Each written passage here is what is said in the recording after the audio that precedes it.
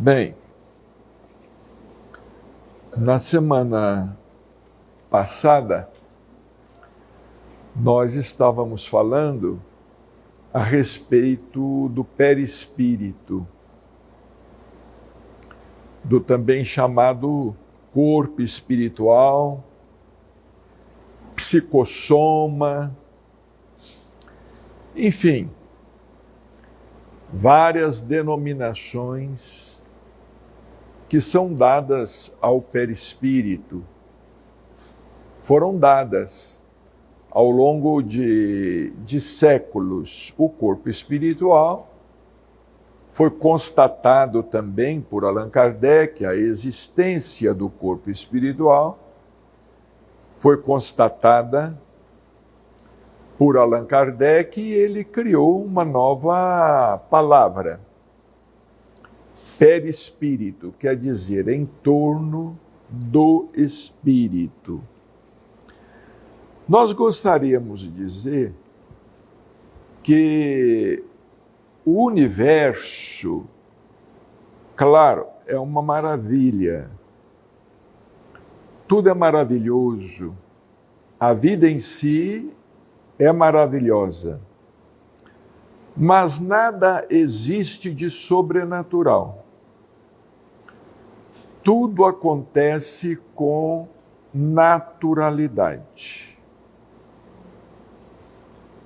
A nossa passagem para o mundo espiritual acontece com naturalidade.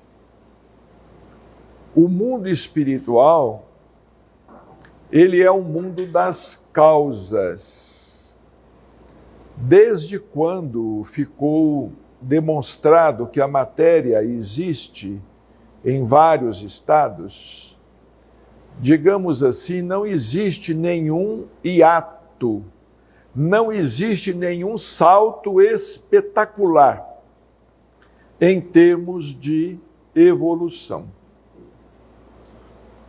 Nós, por exemplo, não vamos deixar de ser seres humanos quando desencarnarmos, quando deixarmos o corpo físico.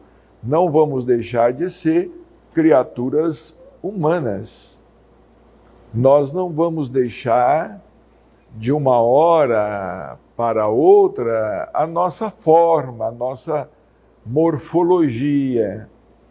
Nós não vamos nos transfigurar.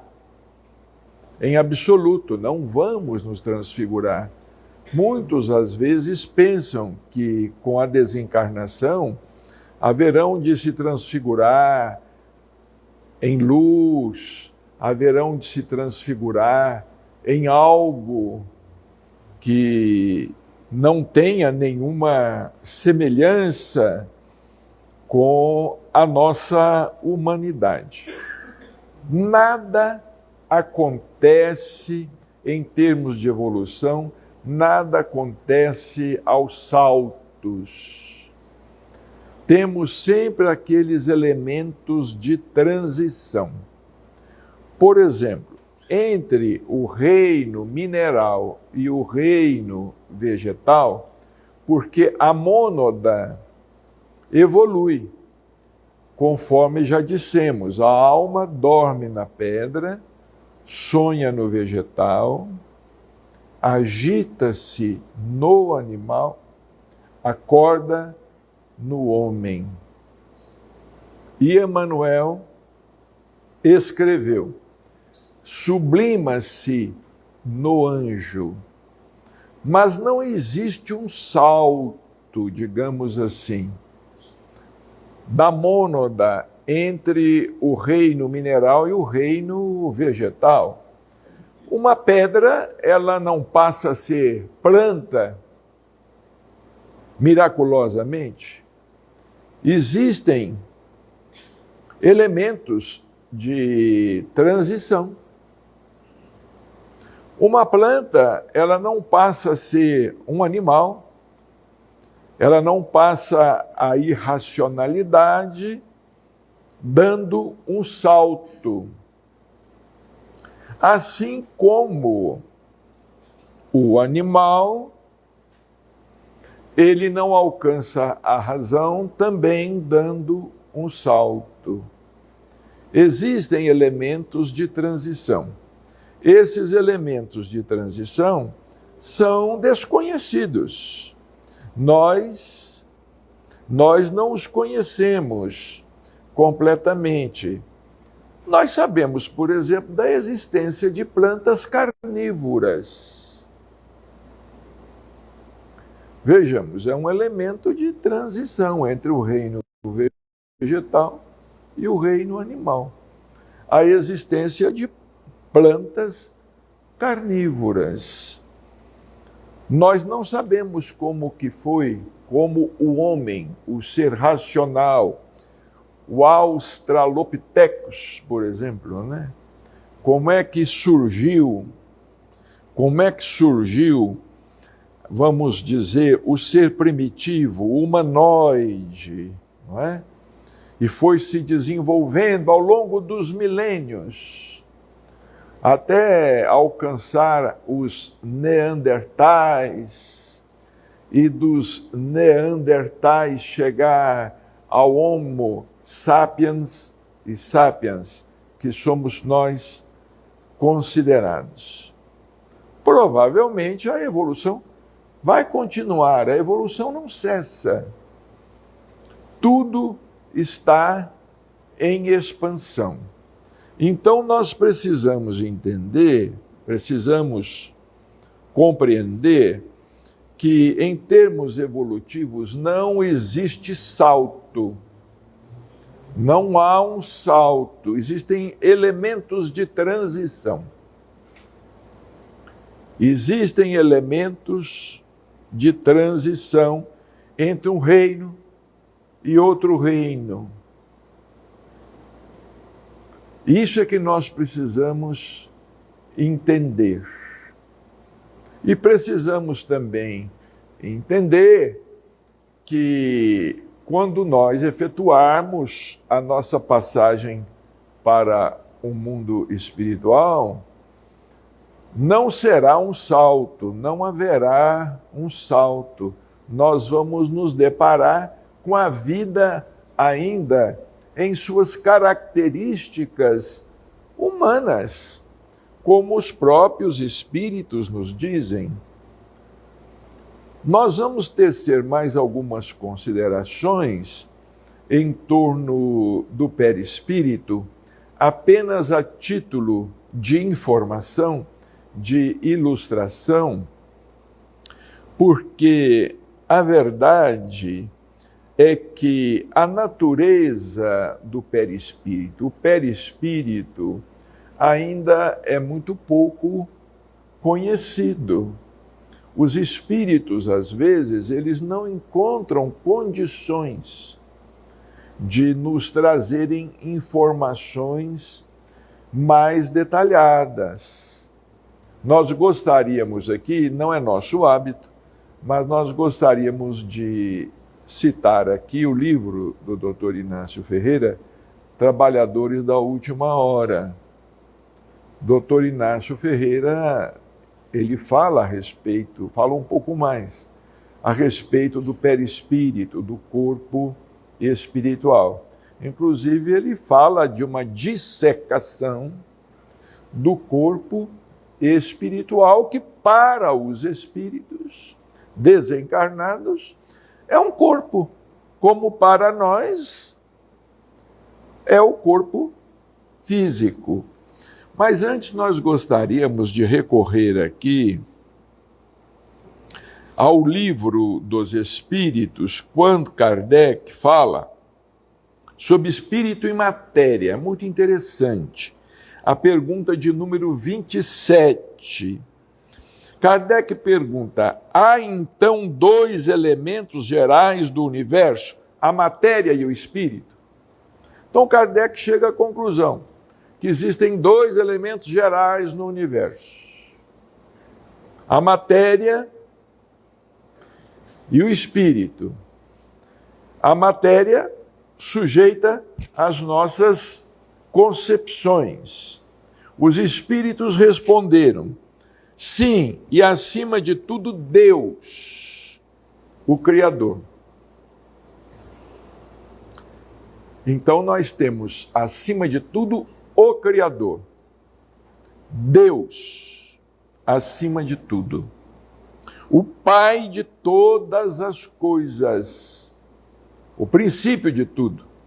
Inteligência suprema. Causa primária de todas as coisas, cuja existência não se pode negar racionalmente. Porque se todo efeito tem uma causa, e nós não conhecemos efeito sem causa, se alguém conhecer, nos aponte um efeito sem causa. Se não existe efeito sem causa, o universo, a criação é um efeito, a causa é o Criador. Evidentemente que a criação, ela tem um Criador. Tem um Criador. Se o efeito é inteligente, como nós constatamos, como escreve Allan Kardec no livro A Gênese, se o efeito é inteligente, a causa só pode ser inteligente. Como nós vimos nas questões ligadas às mesas girantes. As mesas girantes pareciam ter inteligência, porque elas respondiam inteligentemente as perguntas que eram formuladas. Foi o que levou Kardec a pesquisar, a estudar, a prescrutar o fenômeno. E ele chegou, então, à conclusão que havia uma causa inteligente. Porque uma mesa não é inteligente. Uma mesa, seja feita de que material for, não possui inteligência. É pedra, é madeira, é plástico, é resina. Não tem inteligência. Se as respostas que eram dadas através da mesa eram inteligentes, havia uma causa inteligente, uma causa transcendente. Deus, Espírito e Matéria, isso aqui é muito importante. Deus, Espírito e Matéria constituem o princípio de tudo o que existe, a Trindade universal. Mas, ao elemento material, se tem que juntar o fluido universal. É como nós dissemos, nada dá saltos. O espírito, para atuar sobre a matéria, ele precisa de um elemento de ligação. E Kardec se refere ao fluido universal. Os espíritos se referem ao fluido universal, que desempenha o papel de intermediário entre o espírito e a matéria propriamente dita. Por demais grosseira, para que o espírito possa exercer ação sobre ela. O perispírito, então, ele é constituído desse chamado fluido cósmico universal. É uma energia, é um fluido cósmico universal, como o nosso corpo. O nosso corpo também tem a mesma origem. O corpo físico também é formado desse fluido cósmico universal. Embora, de certo ponto de vista, seja lícito classificá-lo com o elemento material, ele se distingue deste por propriedades especiais. Se o fluido universal fosse positivamente matéria, razão não haveria para que também o espírito não o fosse. Então vejamos como se torna difícil definir as coisas, vamos dizer onde é que termina algo e começa algo. Fica difícil dizer onde termina algo e começa algo. Está colocado entre o espírito e a matéria. É fluido, como a matéria é matéria. e suscetível pelas suas inumeráveis combinações com esta, e sob a ação do Espírito, de produzir a infinita variedade das coisas de que apenas conheceis uma parte mínima. Uma parte mínima. Esse fluido universal, ou primitivo, ou elementar, alguns chamam de hausto do Criador. André Luiz chama esse fluido, aqui no livro Evolução em Dois Mundos, de hálito do Criador, hausto do Criador. Esse fluido universal, ou primitivo, ou elementar, sendo o agente de que o Espírito se utiliza, é o princípio sem o qual a matéria estaria em perpétuo estado de divisão e nunca adquiriria as qualidades que a gravidade lhe dá.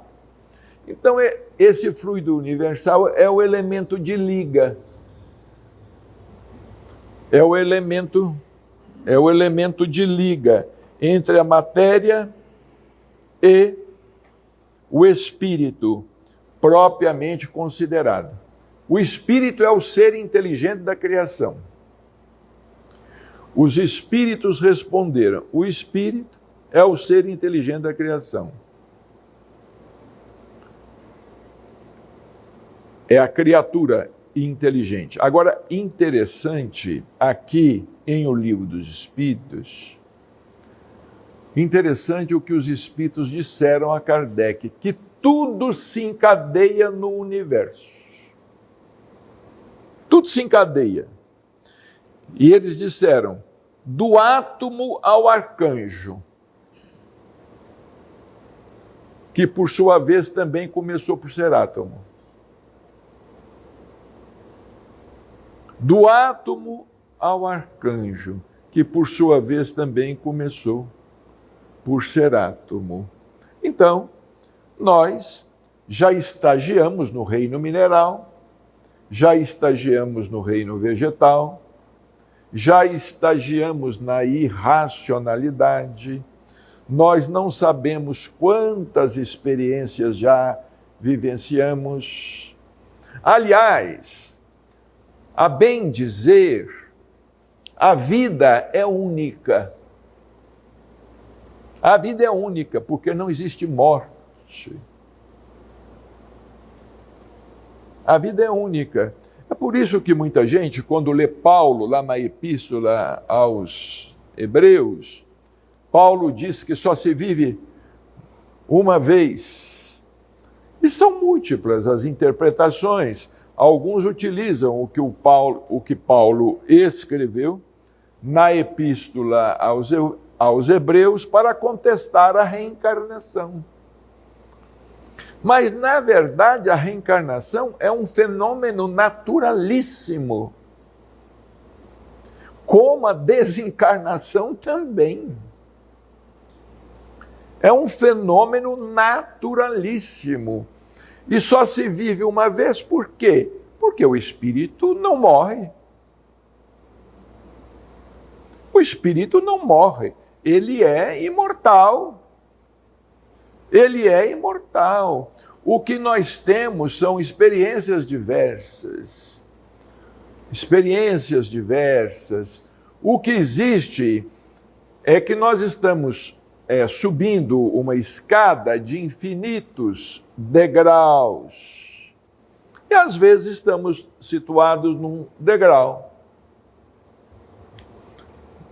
Depois nos situamos em um outro degrau, mas somos a mesma personalidade. A mesma personalidade, em termos, não é? Nós somos, vamos dizer assim, somos o mesmo eu, a mesma individualidade, para nos expressarmos com mais propriedade. Personalidade é uma palavra que vem do grego, vem de uma palavra grega chamada persona, porque foram os gregos que inventaram o teatro. Os gregos, eles inventaram muita coisa, eles eram capelinos, trouxeram de Capela muitas reminiscências, e eles então inventaram o teatro. E quando eles representavam, eles usavam máscaras, e essa máscara chamava persona. Por exemplo, eu estou agora mascarado de Carlos Bacelli. E assim estamos, mascarados de Joana, Maria Laura, Luiz, Edson. É uma máscara. É uma máscara, é a personalidade. A personalidade que nós assumimos nesta existência. Dr. Inácio estuda isto muito bem nas obras Egos em Conflito, Egos em Paz e Alma do Mundo. É uma trilogia. Egos em Conflito, Egos em Paz, Alma do Mundo. Então, nós precisamos entender essa questão do perispírito. Tantos livros falam, nós citamos aqui na semana passada um dos melhores, que nós já tivemos a oportunidade de ler, A Evolução Anímica, de Gabriel Delany. Mas também, este é um livro muito pesado, Perispírito. Trata-se de uma coletânea, quase que de uma enciclopédia, que foi feita, publicada por um confrade nosso, Zalmino Zimmermann, que já desencarnou. Inclusive, ele cita aqui alguns textos do Dr. Odilon Fernandes. São citados aqui nesta obra. Um dos livros mais interessantes é Evolução em Dois Mundos, de André Luiz. Ele falando aqui a respeito da evolução do corpo espiritual. Como é que o corpo espiritual, como é que o perispírito, ele foi evoluindo também, ele foi sendo criado. Como é que o ser foi se individualizando? Vejamos, as plantas no reino vegetal, elas estão evoluindo para um dia se individualizarem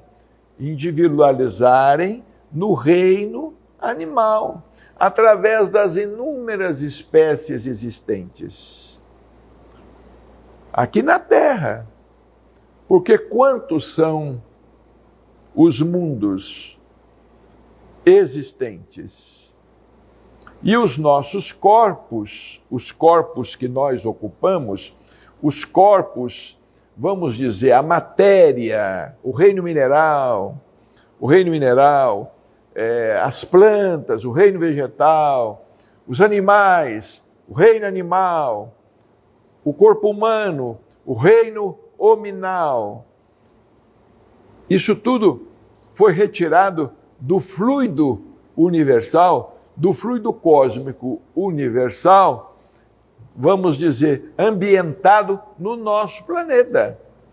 Mas esse fluido é suscetível de inúmeras combinações, de infinitas combinações e diversificações. É por isso que, às vezes, em outros mundos, em outras esferas, nós não podemos esperar que os seres tenham corpos semelhantes aos nossos. Nós não podemos querer que a natureza, as plantas sejam iguais. E, inclusive, André Luiz fala a respeito. Maria João de Deus também, no livro Cartas de uma Morta. É um livro muito interessante. Foi o segundo livro publicado. Foi o segundo livro publicado da Lavra mediúnica de Chico Xavier, em 1935. O primeiro, Parnaso de Além-Túmulo, em 1932. Alguns biógrafos dizem, alguns estudiosos dizem, que Chico teria recebido primeiro cartas de uma morta, mas nós não podemos fazer tal afirmação. Nós não temos como fazer tal afirmação. O livro Cartas de uma Morta, nós o consideramos um livro precursor dos livros de André Luiz.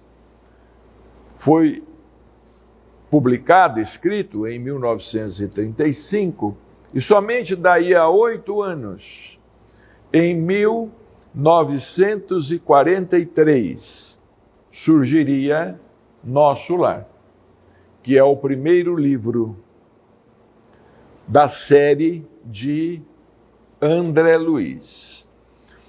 Aqui em O Livro dos Médiuns, nós agora já estamos passando, já fomos para a segunda parte das manifestações espíritas, capítulo 1, ação dos espíritos sobre a matéria.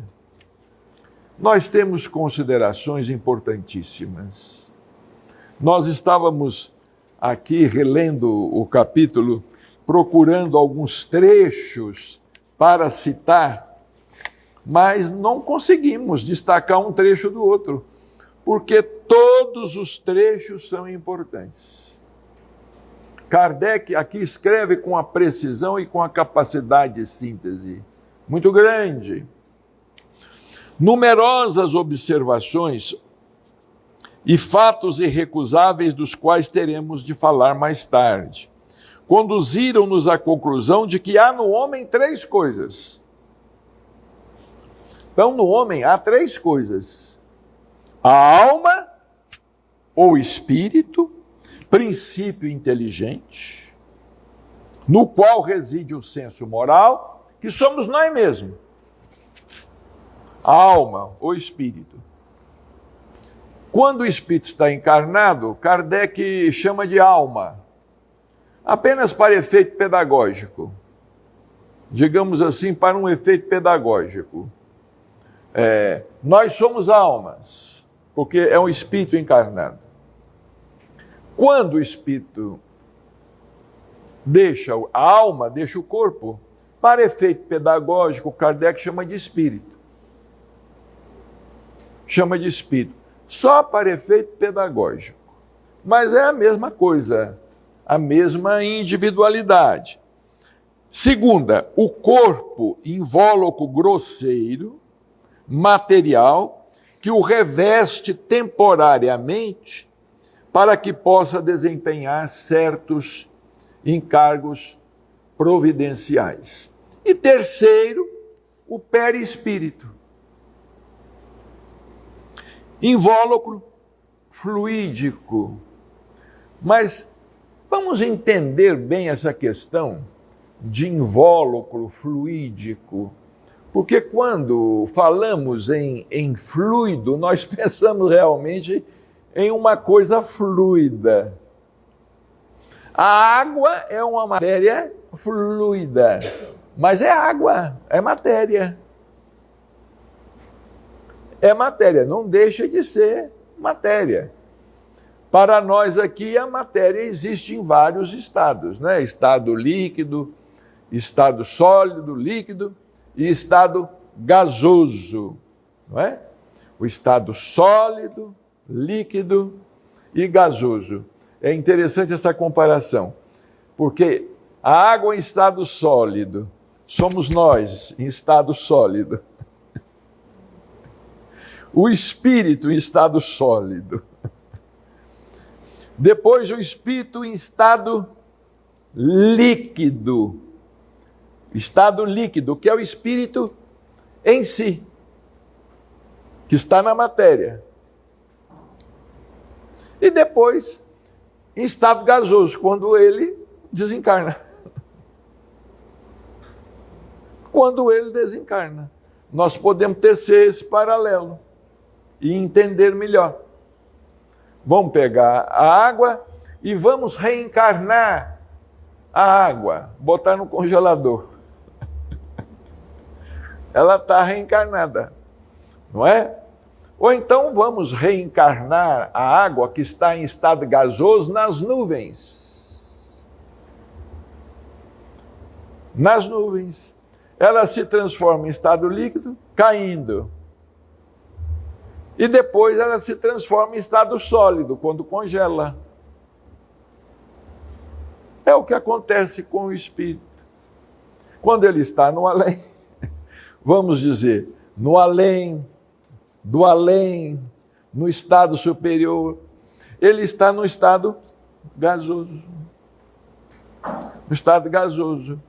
Quando ele vem reencarnar, quando ele vem à Terra, desce à Terra, ele se transforma num estado fluido, líquido. E quando ele toca a Terra, vira lama, vira barro. Aí reencarnou. Aí reencarnou. É para a gente entender um paralelo mais ou menos assim. Mais ou menos assim. A morte é a destruição, ou melhor, a desagregação do invólucro grosseiro, que é o corpo. Deste que a alma abandona. O outro se liberta e segue a alma, que desta maneira percebe ter sempre um invólucro. Quer dizer, o espírito tem sempre um invólucro, que é o corpo espiritual, que é o perispírito. Este último, bem que fluídico, etéreo, vaporoso, invisível para nós em seu estado normal. Vejamos, essa terminologia é para que nós possamos entender. É para que nós possamos entender. Não é mais que matéria, ainda que até o presente não a tenhamos podido pegar e submetê-la à análise. O perispírito é matéria. É uma matéria mais rarefeita. É uma matéria etérea. Rarefeita, etérea. Existem alguns companheiros nossos espíritas que não admitem que o corpo espiritual possa ter órgãos, possa possuir órgãos. Nós acreditamos que eles ainda não atentaram bem para o que Kardec escreve e principalmente não aceitam o que os espíritos escreveram através de Chico Xavier. Porque, por incrível que pareça, nós temos pessoas que não aceitam. Espíritas que não aceitam. Não aceitam a obra de André Luiz, não aceitam a obra de Emmanuel.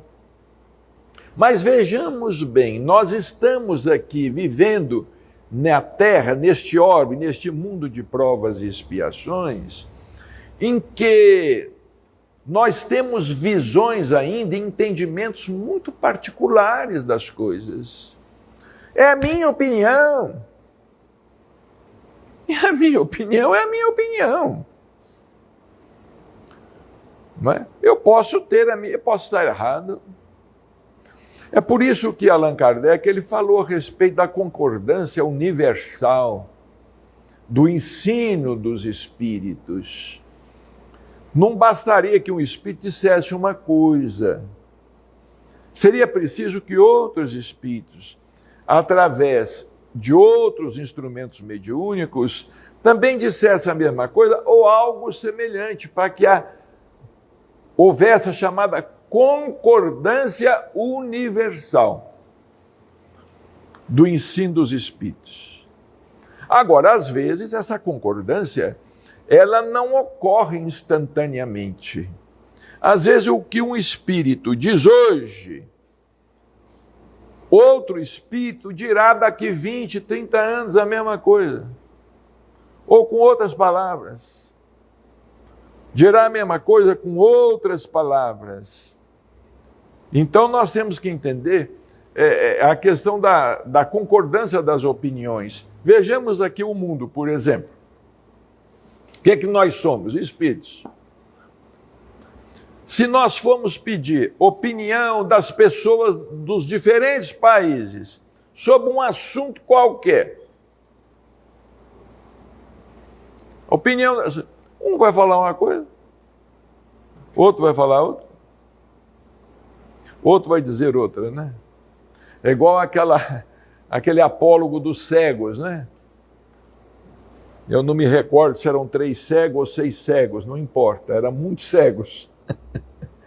Trouxeram um elefante e pediram que os cegos tocassem o elefante e dissessem o que era. Aí um cego tocou a tromba do elefante. Aí ele falou, olha, isto aqui é uma serpente, isto aqui é algo, é uma planta muito comprida. Aí o outro cego tocou a orelha do elefante e falou assim, é um abanador. Estou tocando um abanador. Aí outro cego tocou a perna do elefante. Sim, é um pilar. É um pilar. Então depende. Agora, como é que eles poderiam chegar à conclusão que era um elefante? Só se o elefante ali desse um grito, né? Só se o elefante ali pudesse emitir ali o som característico dos elefantes, não é? Mas é o que ocorre, São as opiniões. E eu não posso dizer que a minha opinião é a correta.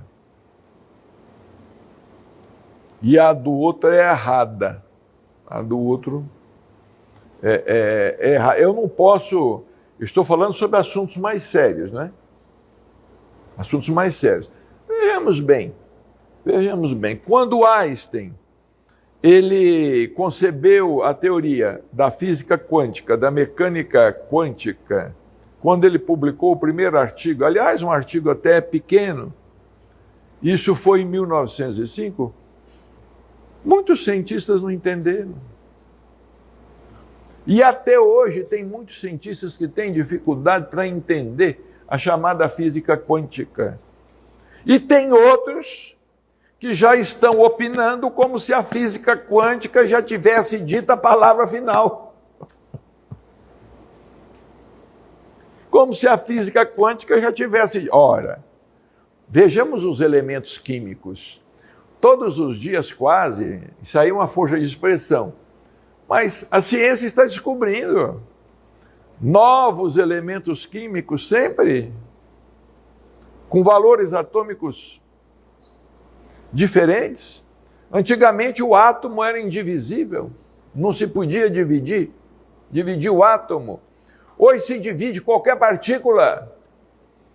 E hoje, às vezes, não se consegue dividir toda a partícula, mas já se sabe que toda a partícula pode ser dividida. Porque ninguém ousa mais falar.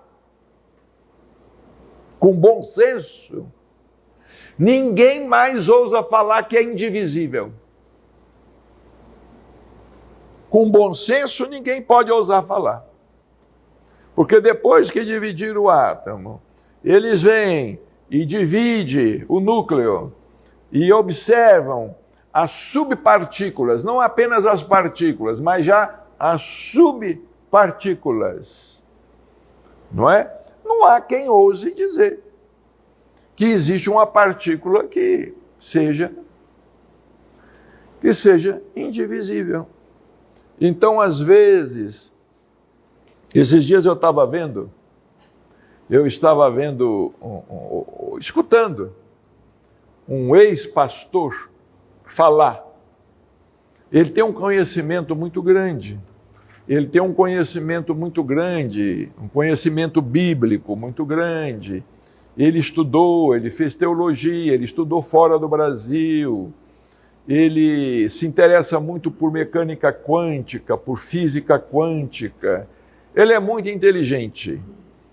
E eu estava ouvindo falar as interpretações dele, da Bíblia, do Antigo Testamento, do Novo Testamento, são interpretações históricas muito, muito interessantes.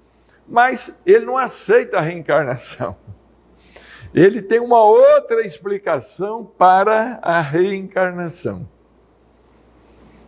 Ele fala que Kardec precisa ser revisto nesse ponto.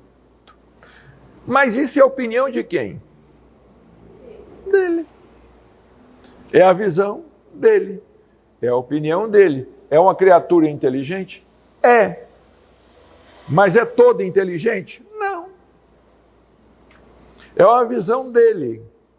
É uma opinião dele. Aliás, a explicação que ele dá para a questão da reencarnação é uma explicação, é uma metafísica muito mais complicada do que a própria reencarnação. Ele faz um malabarismo, valendo-se da mecânica quântica. Ele fala até que a mecânica quântica destruiu a reencarnação. Mas é a opinião dele. E assim nós temos opiniões, porque nós estamos, cada um, numa condição evolutiva. Nós estamos iguais os cegos. A gente toca a perna do elefante e não sabe que é elefante. Fala que é uma coluna. Toca a orelha do elefante e não sabe que a orelha é do elefante, que é um abanador. Então a gente tem que ter muito cuidado com essa questão do achismo. É muito comum, né? Eu acho. Não. Você acha, tudo bem, você tem o direito de achar o que você quiser. Mas eu também tenho o direito de achar por mim mesmo. Não é? Porque nós todos estamos buscando a verdade. Continuando aqui, o capítulo é muito rico. Continuando aqui, diz Kardec: este segundo invólucro da alma, ou perispírito, existe, portanto, durante a vida corpórea. O perispírito mais grosseiro é o intermediário de todas as sensações que o espírito percebe. Aquele pelo qual o espírito transmite sua vontade ao exterior e age sobre os órgãos.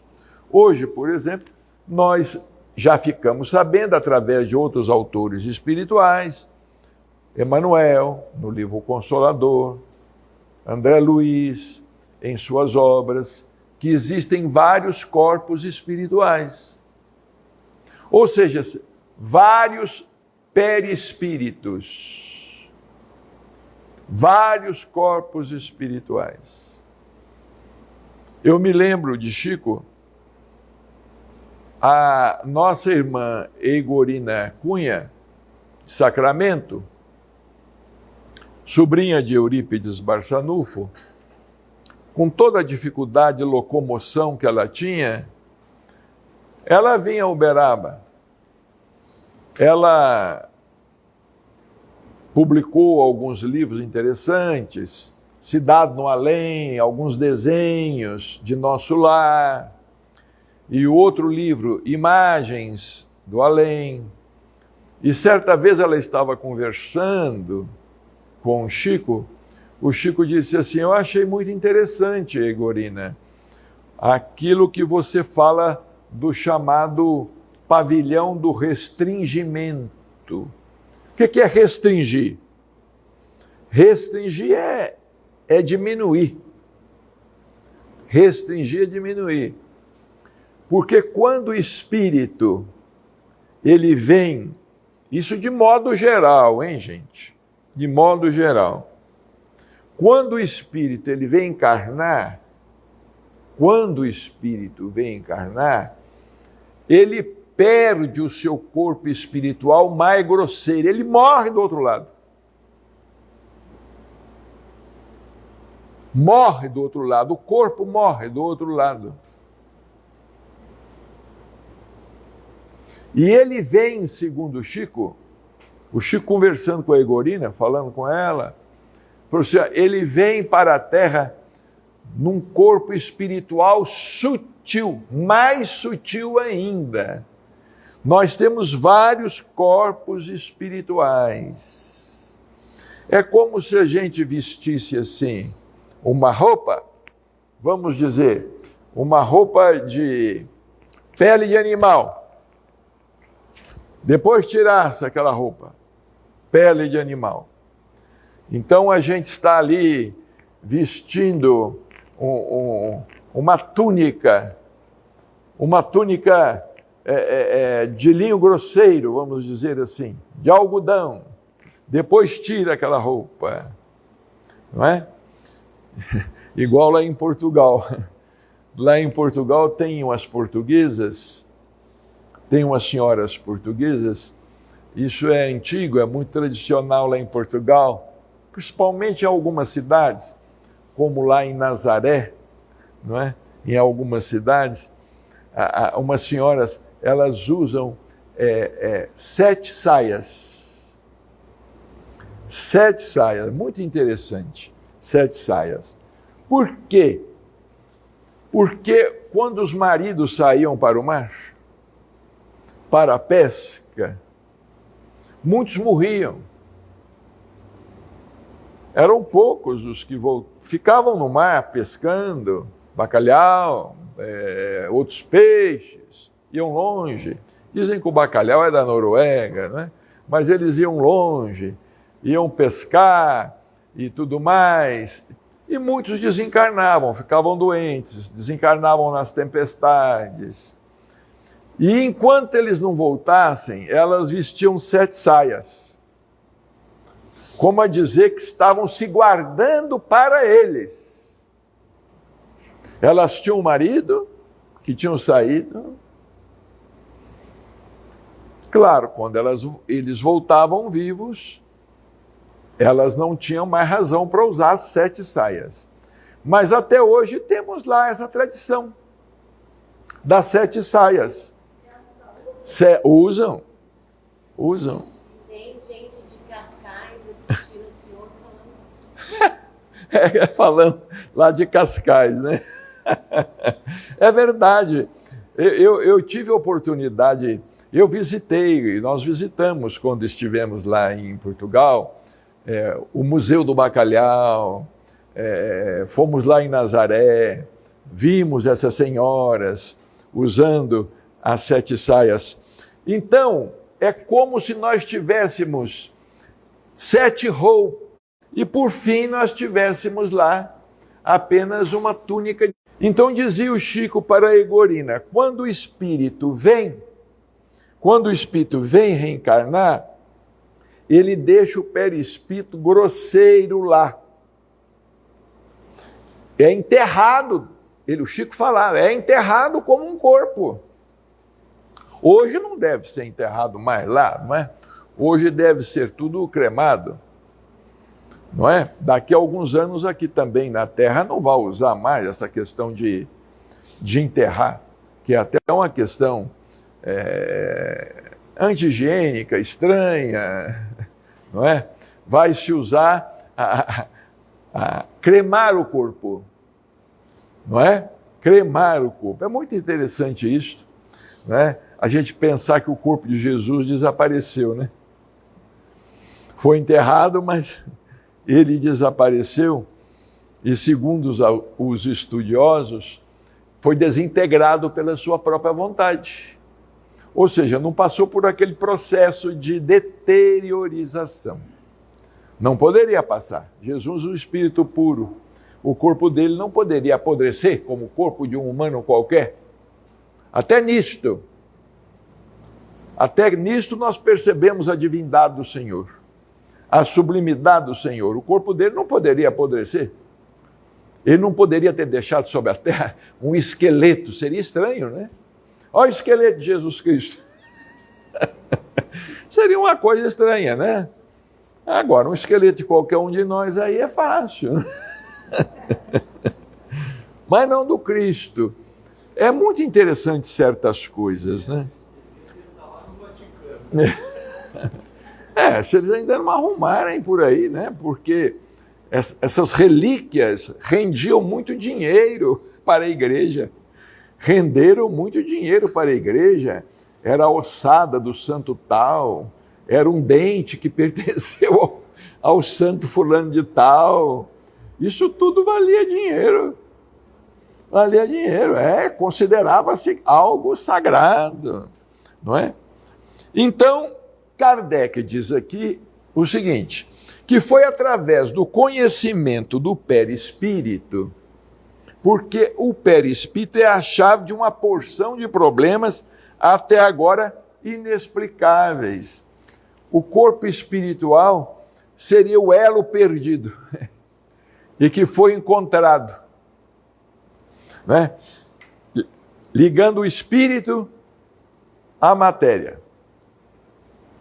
E temos corpos espirituais cada vez mais sutis, até que eles se sutilizem tanto que se confundam com o próprio espírito. Mas nós estamos longe disso, não é? Nós estamos muito longe disto. Aí será quando o espírito realmente vai alcançar a chamada túnica nupcial. Jesus fala na parábola, não é? Das bodas do filho do rei. A parábola das bodas do filho do rei.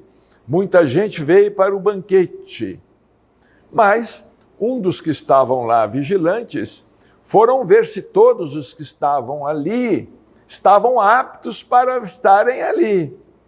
E eles repararam que um não tinha túnica nupcial.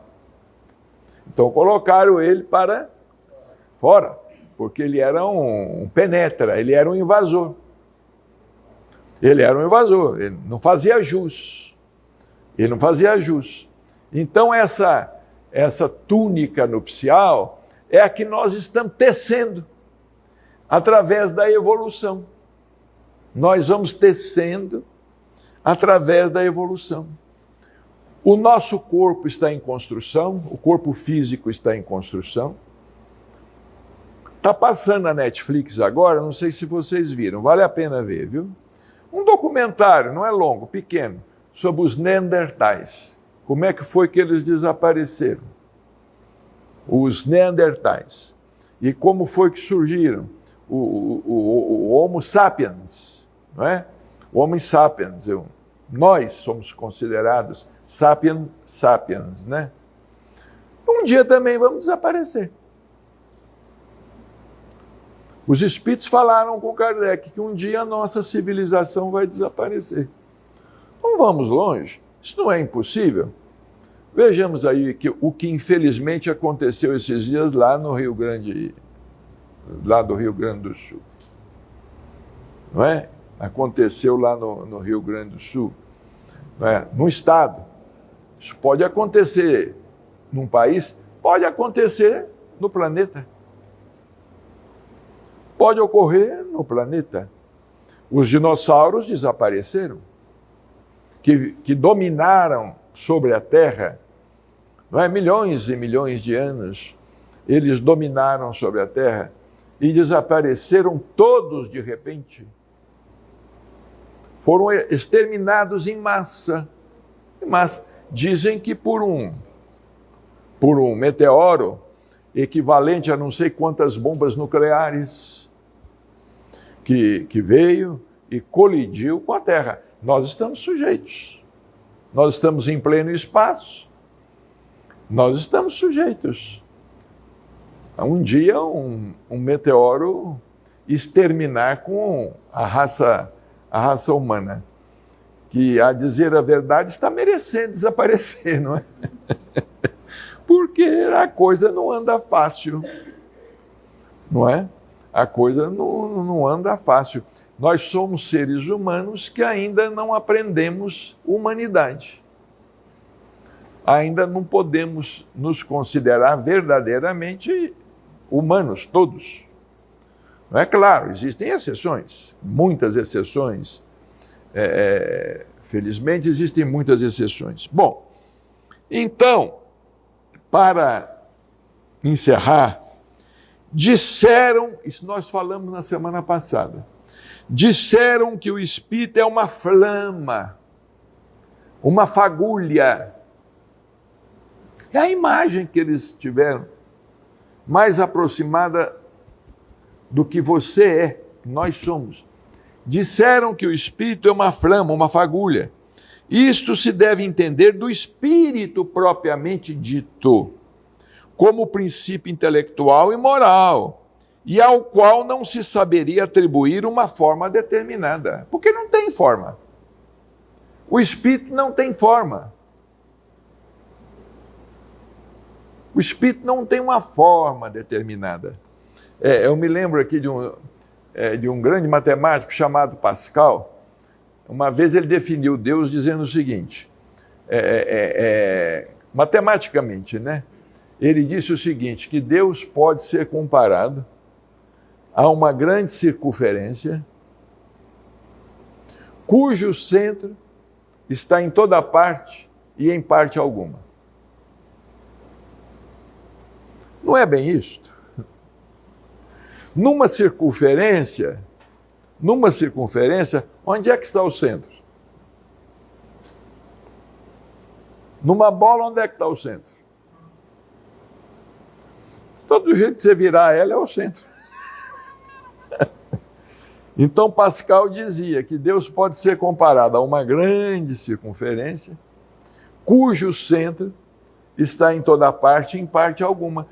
E nós, filhos de Deus, como diz o doutor Inácio Ferreira, temos DNA do Criador, porque a criatura tem o DNA do Criador, nós também podemos nos comparar a uma fagulha, a uma flama, cujo centro está em toda parte e em parte alguma.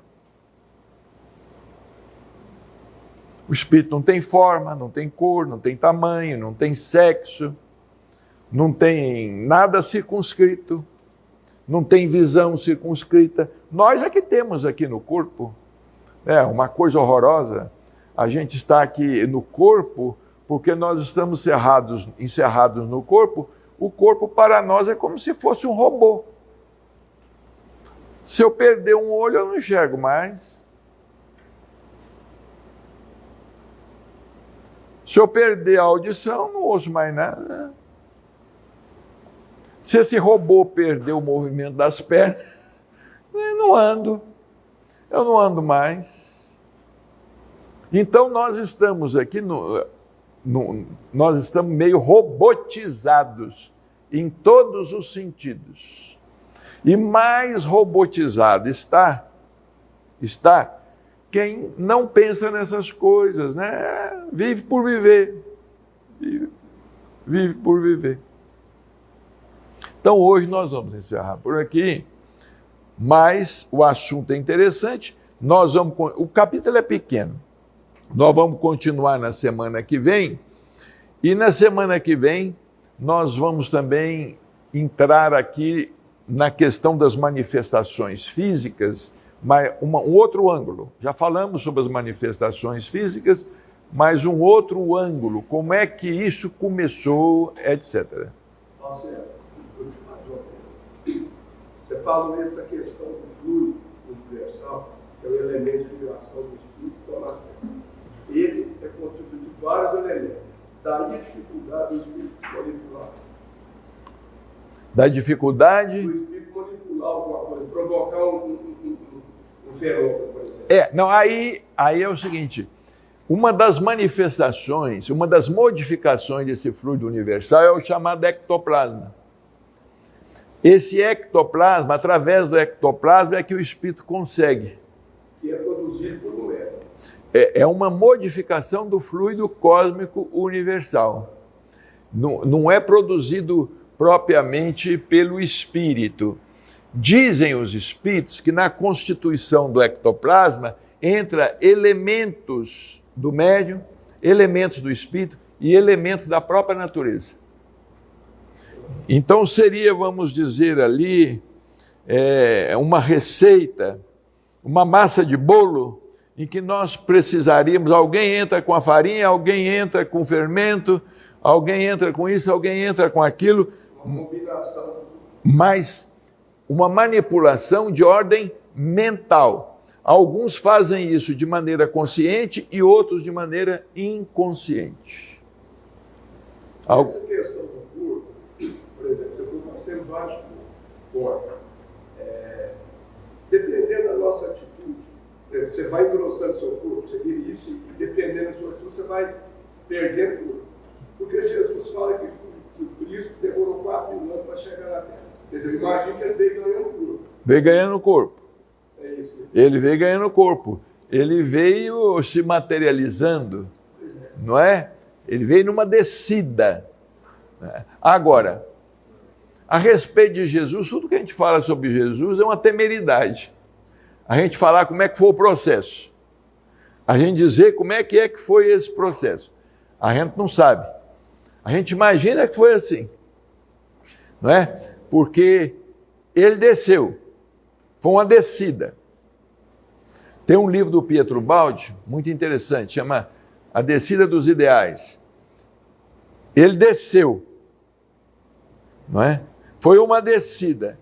Agora vem a pergunta, desceu de onde? Desceu de onde? Ele pode ter descido aqui, ó. Porque aqui pode estar muito mais longe do que eu imagino. Pode. O infinito do infinito pode não estar lá, ele está aqui.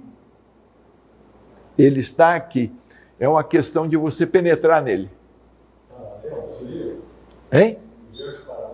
Universos paralelos, são diversos, né? Hoje a ciência fala que existe 11. Chegaram a 11, mas atrás de morro tem morro, né? Então é só isso por hoje, gente. O Reni canta uma música.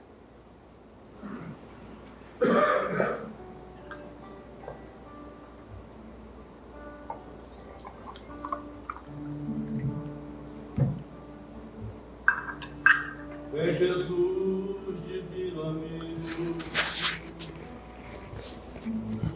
vem trazer a tua paz. Só tu és o nosso abrigo,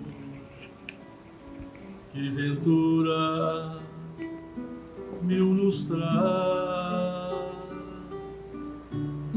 Vem, ó meigo Nazareno, este mundo consolar. Vem com teu olhar sereno, toda a terra iluminar. Afastar do mundo a guerra, o chacal devorador, que destrói tudo na terra, espalhando luto e dor. Há gemidos de aflição, já não há mais primavera. Criancinhas pedem pão, homens lutam como fera.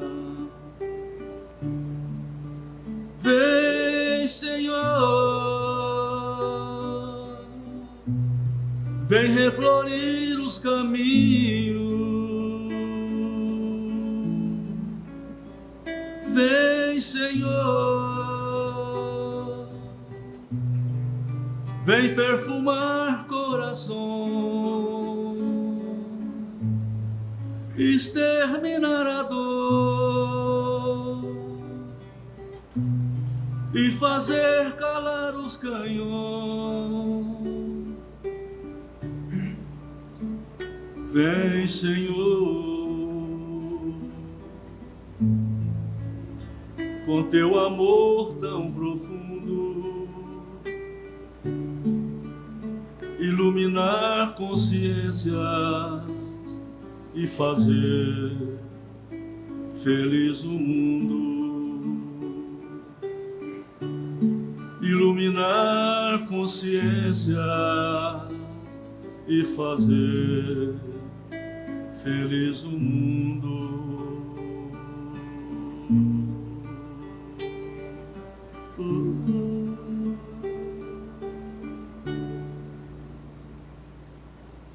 Bem, então até sábado.